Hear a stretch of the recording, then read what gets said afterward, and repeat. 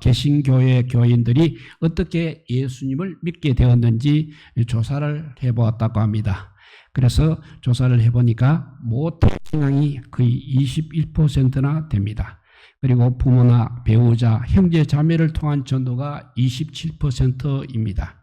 그래서 교인의 거의 절반 가까운 48%가 가족들에 의해서 신앙이 전수한 거로 드러났습니다. 적어도 신앙에서만은 우리 가족의 영향이 매우 크다는 것을 보여주고 있는 것입니다. 종교개혁자 마틴 루터는 부모로서 하나님으로부터 받은 가장 중요한 의무는 자녀들을 신앙으로 양육하는 것, 신앙으로 교육하는 것이라고 생각을 했습니다. 그러니까 신앙 교육만큼은 항상 가정이 중심이 되어야 한다는 것입니다. 또 장로교 창시자인 존 칼빈도 가정에서 이루어지는 기독교 교육을 특별히 강조하였습니다. 칼빈은 부모의 신앙 고백을 통하여서 유아 세례를 받음으로써 자녀들이 교회라는 신앙 공동체 속에 포함될 수 있다고 여겼습니다. 우리나라의 많은 부모님들은 자녀들의 신앙 교육을 일주일에 한 번 주일에 모이는 교회 학교에만 전적으로 맡기고 있는 실정인 것입니다.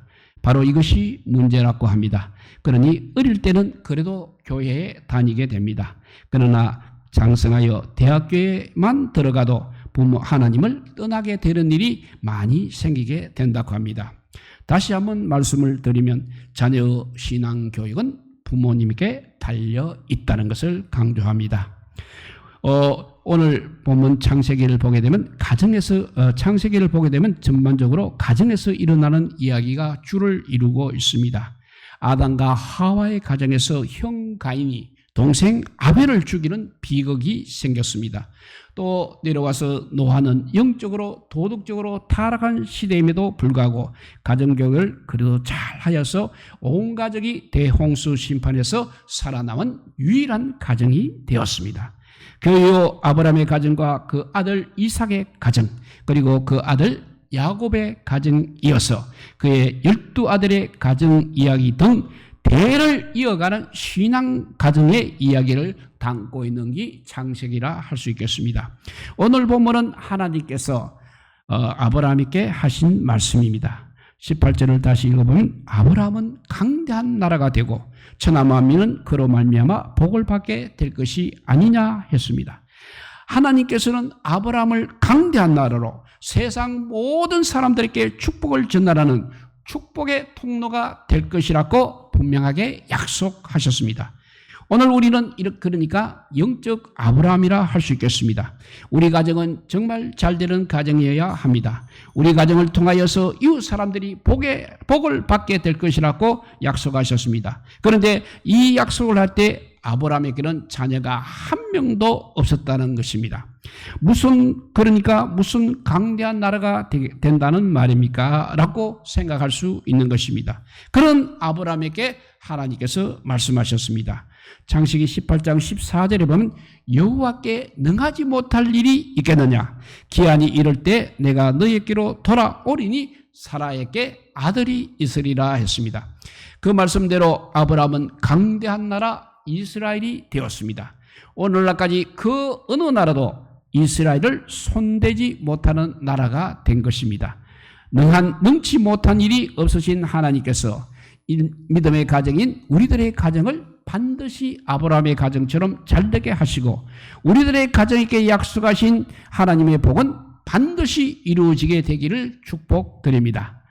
그런데 하나님의 복이 우리 가정에 현실화되기 위해서는 우리가 반드시 해야 할 일이 있는 것입니다. 특별히 하나님의 축복을 누리는 가정이 되기 위해서 우리 부모가 해야 할 일이 있다는 것입니다. 그 말씀이 19절입니다. 내가 그로 그 자식과 권속에게 명하여 여호와의 도를 지켜 의와 공도를 행하게 하렵고 그를 택하였나니 이는 나 여호와가 아브라함에게 대하여 말한 일을 이루려 함이니라 했습니다. 뒷부분에 보면 이는 나 여호와가 아브라함에게 대하여 말한 일을 이루려 함이니라 했습니다. 하나님께서 아브라함에 대하여 말한 일, 즉 복을 주시겠다는 약속은 우리 하나님께서 반드시 이루어 주신다는 말씀입니다. 그렇게 되기 위해서 아브라함은 그의 자식과 건석에게 명하여 여호와의 도를 지켜 의와 공도를 행하게 해야 한다는 것입니다. 아브라함이 축복을 누리려면 반드시 해야 할 일이 바로 이것이라는 것입니다. 자식에게 하나님의 말씀을 가르쳐 지켜 행하게 하는 것입니다. 사랑하는 성도 여러분, 하나님께서 우리들에게 약속하신 복을 행하여서 반드시 누리시기를 바랍니다. 그러기 위해서는 우리 자녀에게 하나님의 말씀을 반드시 가르쳐야 하는 것입니다. 이런 면에서 아브라함은 가정 목회자라 할 수 있습니다. 아버지가 되시는 여러분들은 모두 다 가정의 목회자가 되어야 합니다. 어머니 여러분은 또 가정교회학계 교사가 되어야 합니다. 아브라함은 평생 아들 이삭 한 명을 목회하였습니다. 이삭도 야곱 한 명을 평생 목회하였습니다. 큰아들 에서는 하나님을 믿지 않은 이방 여인과 결혼하여 하나님을 떠나버렸습니다. 둘 중에 하나는 실패하였던 것입니다. 또 이삭은 기도하면서 신부감을 만날 만큼 믿음이 좋은 사람이었습니다. 그 안에 리브가도 기도하여 쌍둥이 아들을 얻을 정도로 훌륭하였습니다. 그런데도 가정교회에서 또 절반만 성공을 하였습니다. 야곱은 아들 12명의 아들을 평생 목회하였습니다. 그 중에서 부모의 마음을 아프게 하는 자식들도 있었습니다.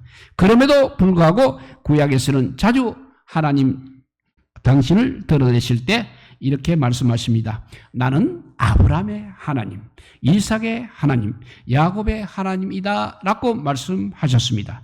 약간의 실패는 있었습니다만 아브라함과 이삭과 야곱 3대에 걸쳐 신앙이 대체적으로 잘 전수되었다는 뜻이겠습니다. 아브라함의 하나님, 이삭의 하나님, 야곱의 하나님이십니다. 그래서 유대인들은 오늘날까지도 3대가 함께 신앙생활을 하고 있습니다. 유대인들은 안식일이 되면 세상의 모든 일을 접고 할아버지, 할머니, 아버지, 어머니 그리고 자녀들 3대가 함께 식탁에 모여 하나님을 찬양하고 아버지가 자녀들에게 하나님의 말씀을 가르쳐주고 온 가족이 그 말씀을 토론하는 것입니다. 또 안식일에는 아침, 점심, 저녁 세끼를 모두 3대가 함께 모여 식사를 하며 하루를 온전히 가족과 함께 보내고 있습니다. 해당의 랍비들도 안식일에는 강단에서 설교를 마치면 신방을 한다든지 당회를 한다든지 하지 않습니다. 바로 가정으로 돌아가서 식탁에서 3대가 함께 둘러앉아 밥을 나누고 영혼의 밥인 하나님의 말씀을 나누는 것입니다. 또 6월절, 초막절, 나팔절 등 명절이 되게 되면 일주일 혹은 열흘 동안 가족들과 함께 지내는 것입니다. 우리식으로 설날이나 추석에 온 가족이 함께 모이는 것과 같다 할 수 있겠습니다. 오늘날까지 세계에서 가장 자녀 교육을 잘하는 유대인들, 그들이 세계를 이끌어가는 탁월한 지도자를 배출해내는 비밀이 바로 여기에 있다는 것입니다. 3대가 함께 예배를 드립니다. 3대가 함께 기도회를 하는 것입니다. 3대가 함께 말씀을 나누는 것입니다. 또 3대가 함께 식사를 하는 것입니다. 이것은 시대가 아무리 바꾸어도 변하지 않는 것입니다. 우리나라는 이제 핵가족 시대가 되면서 버려진 노인 문제, 저출산 문제 등 여러 가지 사회 문제가 돌출되고 있습니다. 그리고 신앙의 가정에서도 영적 기둥이 흔들리고 있습니다. 부모의 신앙, 할아버지, 할머니의 신앙이 자녀들에게 전달되지 못하는 경우가 많아졌다는 것입니다. 그런데 여기서 우리가 분명히 알아야 할 것이 있습니다. 지식이 지혜를 이기지 못합니다. 정보가 성경 말씀을 이기지 못합니다. 과학이 신앙을 이기지 못합니다. 지식, 정보, 과학을 신뢰하는 현대인들은 갈수록 문제가 심각해지고 있습니다. 더욱 복잡해지고 있습니다. 그래서 삶은 더욱 고단해지고 있는 것입니다. 이런 때일수록 성경으로 돌아가야 하는 것입니다. 지혜와 말씀과 신앙의 보유자인 우리 부모님과 할아버지 할머니들을 가까이 하는 3대 신앙운동을 다시 한번 일으켜야 하겠습니다. 소설가 김주영 씨가 최근에 빈집이라는 소설을 출판했습니다. 그가 말하는 빈집은 한 집에 살면서도 아버지의 직업이 무엇인지, 아들이 밖에서 무엇을 하고 있는지 모르는 집을 말하고 있는 것입니다. 가족을 가족이라고 말할 수 없을 만큼 서로 괴리되어 있는 집, 그 집이 빈집이라는 것입니다. 이런 빈집은 집은 있지만 사랑은 배제되었습니다. 그러니까 가족의 응집력이 사라진 곳입니다. 그래서 사람이 있건 없건 관계없이 그것은 빈집과 마찬가지라는 것입니다. 요즘의 가족들은 그저 밥을 함께 먹고 같은 집에서 잠을 자는 사람들 정도의 의미에 불과한 가정들이 너무나 많다는 것입니다. 가족은 이래야 하는 것이 무너져버린 빈집은 오늘 우리의 마음을 더욱 쓸쓸하게 하고 있습니다. 빈집을 사람 사는 집, 사람 냄새 나는 집, 사랑의 향기가 가득한 집이 되려면 어떻게 해야 하겠습니까? 아버지의 자리가 먼저 있어야 하는 것입니다. 소설 빈집에서도 아버지는 노름꾼으로 가정을 내팽개친 사람으로 나타나고 있습니다. 그러니 가정에서 아버지의 자리가 없는 것입니다. 소설가 김정현 씨가 쓴 소설 아버지의 눈물에서도 아버지는 아내와 자식에게 소외를 당하고 있습니다. 그 가정에 아버지의 자리가 없는 것입니다. 이런 소설들은 오늘날 우리나라 가정의 보편적인 모습을 담고 있다고 할 수 있겠습니다. 우리들의 가정은 빈집이 아닌지 아닙니까? 혹시 빈집은 아닙니까? 우리들의 가정에서 아버지가 아버지의 자리를 잃어버리고 남모른 눈물을 흘리고 있지는 않고 있습니까? 아버지의 자리를 찾아주는 것, 아니 아버지가 자기의 자리를 찾아가는 것, 유대인에게서 배워야 할 점이라 할 수 있겠습니다. 유대인들의 가정에는 아버지가 영적인 과정의 역할을 제대로 하고 있습니다. 가정 예배를 인도하고 있습니다. 말씀을 자녀들에게 가르치고 있습니다. 그러니 영적 리더가 되는 것입니다. 오늘날 대를 잇는 신앙 가정이 되기 위해서는 필연적으로 우리들 가정에 아버지의 영적 권위가 서도록 해야 할 것입니다. 아버지 스스로 아내나 자녀들보다 더 열심히 신앙생활을 해야 하는 것입니다. 그리고 아내가 보기에 남편이 좀 부족하더라도 남편의 아버지 자리를 세워주어야 하는 것입니다. 아버지의 자리와 관련하여서 우리들의 가정이 대를 잇는 신앙의 가정으로 하나님의 축복을 대를 이어 누리는 영적 가문이 되는 길 4가지를 제안하고자 합니다. 첫째, 일주일에 한 번 이상 가정예배를 드리시기 바랍니다.